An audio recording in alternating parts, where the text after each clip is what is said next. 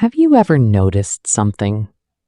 When everyone pulls out their phones to capture the sunset, there's always one person who simply watches it.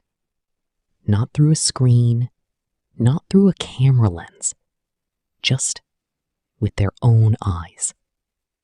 And when that person says, "I'm not on social media," people often look at them as if they live in a cave.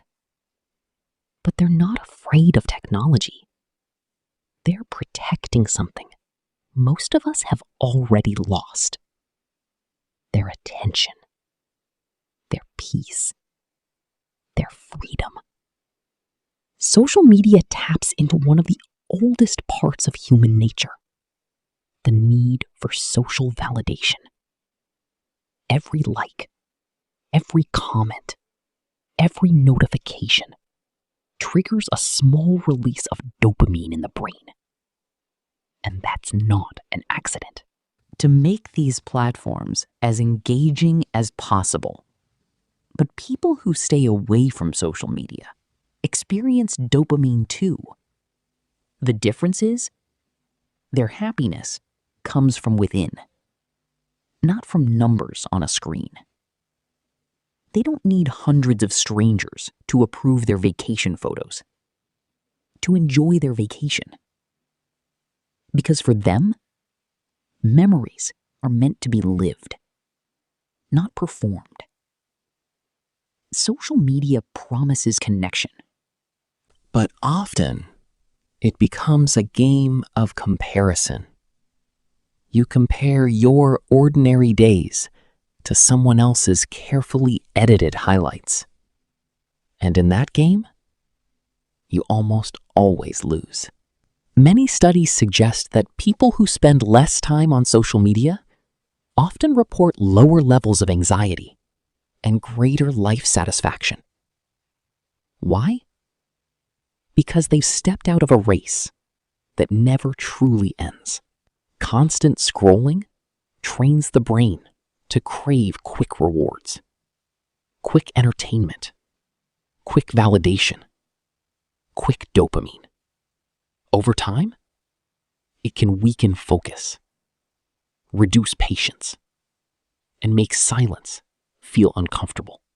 But those who resist it can still sit with a thought, read a book, take a walk, and be fully present without reaching for their phone every few minutes.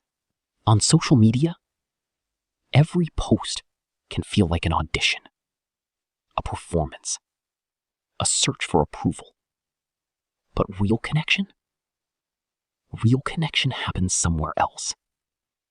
In conversations that aren't recorded, in laughter that isn't posted, in moments too ordinary for a photo, but too beautiful to forget.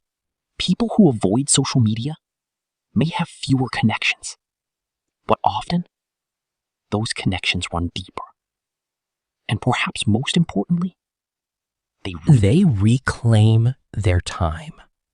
While others scroll, they create, they think, they learn, they live without an audience, without a scoreboard, without needing the world to watch. Many people fear missing out. But what if the real thing we're missing out on is the present moment? Algorithms are designed to keep you coming back, to keep you looking, comparing, consuming, wanting more. But life was never meant to be lived inside an endless feed. Without social media, you don't have to market yourself like a brand. You don't have to constantly prove your worth. You can simply be human. Social media is a tool. The question isn't whether it's good or bad. The real question is, are you using it, or is it using you? People who choose not to use social media aren't strange. They're not antisocial. They've simply made a decision to reclaim their attention, their mental energy, and their lives. Because in a world where everyone is performing, being authentic may be the most revolutionary thing you can do.